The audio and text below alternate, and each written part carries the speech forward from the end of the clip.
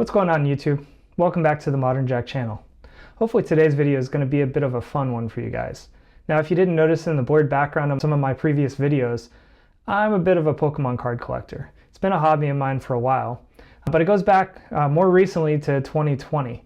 So I've always enjoyed playing card games just for the strategy involved, but during the pandemic I had an opportunity to go back through my old collection and realized when I was looking through this how valuable those cards were at the time. My wife was actually the one who instigated that whole situation, and I think she regrets that now. Considering how much they were worth, I ended up building out my collection and I have far more cards now than I did before. Now, for those who are thinking, that completely goes against your last video on good financial habits. You're just giving into FOMO. Yes and no.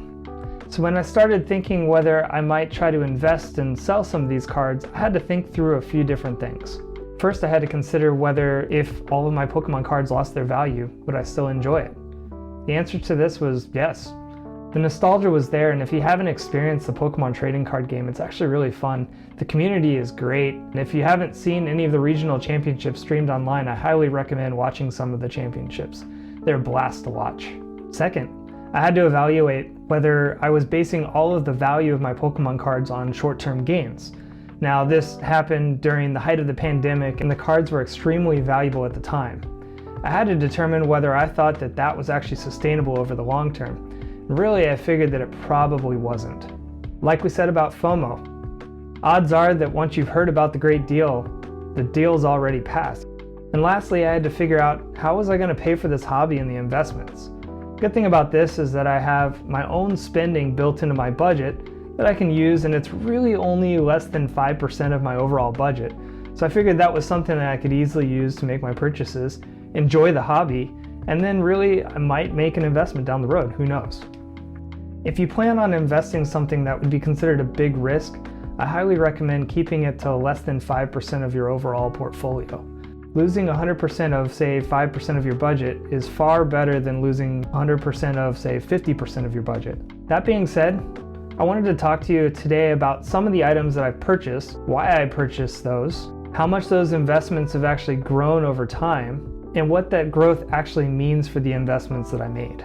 Now, I'm not recommending that any of you go out and buy any of these. I just bought these for my personal enjoyment. So I bought most of these items based on a combination of two things.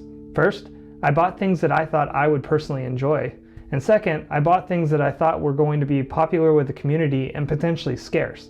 Now, the downside of trying to consider what's scarce in this market is that all it takes is the Pokemon company printing more of the cards and that scarcity goes away. So, really I needed to focus on the things that I really enjoyed and the things that I just felt were popular, which typically coincided with what I enjoyed. Now, the first item I want to talk about is an Evolving Skies booster box. I picked this up for about $110 in the last year or two. Now, it's grown at this point to be, on my last estimate, $333 a box. Looking at that growth and how long I've had it, that comes out to about an annualized return of 150%. The reason I bought this item was because I, one, enjoyed it. It's a really fun product to open, but I knew that others enjoyed it as well. And the nice thing about this one is that even though it's been printed several times by the Pokemon company, it's just one of those products that everyone wants to open over and over again. I felt like it would be a good investment over time, and worst case, I'd love to rip this thing open anytime I can. Alright, so for my second one, I wanted to do something pretty comparable to that. So this is your Evolutions 10, and I bought a set of 3 of these. Now each of those 10s would have retailed for $20 MSRP, so it's $60 for 3 of them. Well, at this point, they're still worth right about $60. Now, it really hasn't grown over time, but the one thing that I did unique to these is I made sure to buy these at a lower price. I had a feeling they wouldn't grow quite as quickly as the booster boxes, and they really haven't. So I made sure to buy these at the bottom that I could. I paid about $41 for all 3 of these together. So because of that, I've actually seen about a 60% annualized return on these 10s since I bought them. And for my third item, if anyone was around the hobby during the Celebrations craze, this is a Celebrations Ultra Premium Collection box. Now, this thing retailed for $120 at MSRP, but it's worth almost $400 now. And I was lucky enough to find one of these. And the thing about this one, the reason I bought this one when I found it, was because I knew it was something that most likely wouldn't show up again. And the reason for that is there was a product in it, which were gold metal cards. Now the thing about that is that you can easily print tons of Pokemon cards, but metal cards take a different type of manufacturing, and I assumed it just wouldn't be something easy for the Pokemon company to continue to reprint over and over. I figured that there would be some type of scarcity factor in this one, and I think I was right. Could change someday, but I really think that they're going to stick to that at this point. Now the other piece of this though is that right off the bat this thing costs $250, $300 just to get it anywhere you could find it. I didn't want to spend that kind of money. If I had spent that type of money and it's only up to $400 now, it really didn't make much of a profit. So I kind of stuck to my guns on this one and just waited to see if I could get one at MSRP. I was lucky enough to get one from my local game store at $120 at MSRP, and I picked it up as quick as I could. I have no extra copies of this one. This is my single copy of the collection, but I'm holding on to it because I think it's going to end up being even more valuable down the road. And this one, with the price it's at now and what I paid for it, I've seen about 170% growth annually on this investment. All right, so for my next one, I picked up several of the Arceus V boxes. Now, this product in itself is really not something that you would expect to be popular, but the reason I picked this up was because of one item that was in it. This box comes with 4 Pokemon packs, but one of the packs is Cosmic Eclipse. And the thing about Cosmic Eclipse is it's a really popular set that really is hard to find at this point. They stopped printing it a while ago. And these just so happen to be sets that they decided to package with one of these Cosmic Eclipse packs. Those packs alone paid for maybe half the cost of this box, and I figured that that would just continue to go up over time. The other thing about buying these is I got most of the boxes at a pretty good price. These retailed for around $25, but I got them for closer to $20 overall. Considering these are worth $37 now, that equates to 133% annualized return on my investment for these. I'd say that's pretty good. For my last sealed product that I really want to talk about in this, I have the Play Pokemon Series 1 prize packs. Now for those of you who are wondering, I didn't actually pay for these. But what I considered is I paid $5 to play in a local tournament just to enjoy the fun, and I got this as a reward. Considering that $5 investment and the fact that these are $25 a piece now, that's a pretty good return on my investment.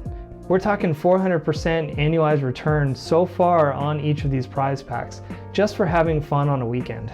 I know this is kind of an obscure investment, but part of me jumping back in the hobby was I figured I could play the game and enjoy it, and I might end up with a couple of cool rare cards through that. This is just one of those products that I got as part of it. Considering I have all the cards that I needed for my decks, I chose to keep these sealed because I thought that they might also be a good long-term investment if I just held on to them. And for my last product that I want to talk about, this isn't really a product so much, but this is my game playing card collection. So these are all cards that I just bought basically to build my decks and to use them for tournaments as I went around. Now, honestly, I haven't really gotten anything back on these. I probably spent more for these cards than they're really worth at this point, because I bought them at the peak of their value for the trading card game, not for some collection or investment. So you have to consider at some point in this really is still a hobby for me. I just enjoy it. I'm okay spending some that I don't expect to get anything back from it. Now, if you listen to the numbers on these investments, they sound like a pretty good return on your money. But there are a lot of factors that you have to consider when you actually look at the overall growth of this investment. You have to consider that when you sell these cards, you usually have to go through a platform such as eBay or TCGplayer.com, and all of those take a fee that's a cut off the top of your profits from the sale. Then you factor in the cost for shipping on a lot of these, and ultimately you end up paying $15, $20 potentially to ship some of the bigger products here. Now, if you think about the tins, I paid $40 for those. I could sell them for $60 together, but with shipping and the fees there, I don't expect to make anything off of that. So as much as the growth sounds like it's great, 60% return on my investment there, it's a lot smaller when you consider the size of these investments. So that's one thing you just have to consider. It sounds great, sounds like an awesome investment, but you just really have to consider all the factors in it. And at the end of the day, I just enjoy these things. It's nice to have. Maybe down the road they'll be worth more, but for the sake of it, I just enjoy having them around. All right, so looking just on paper at my entire sealed collection, I'm looking at about a 75% annualized return on my investment. Now, when I look at that, considering the expenses that I would expect, and just doing a rough estimate on this, I would expect really the growth that I've had is closer to about 40 to 42% on this. Still sounds great, but you just have to understand there's a lot of nuances to trying to sell these things. It has been a good investment on those things, but there've been a lot of things to offset that cost as well. I do spend a decent bit just to open up packs, and I don't really get a whole lot back from those. Once in a while I get a good card, but most of the time I'm losing value on those openings. So at the end of the day, this really is just a hobby for me. It's not as much of an investment, but it's fun to talk about it as if it might be an investment too, and just get your thoughts on it. Let me know what you think about Pokemon collecting. Until next time.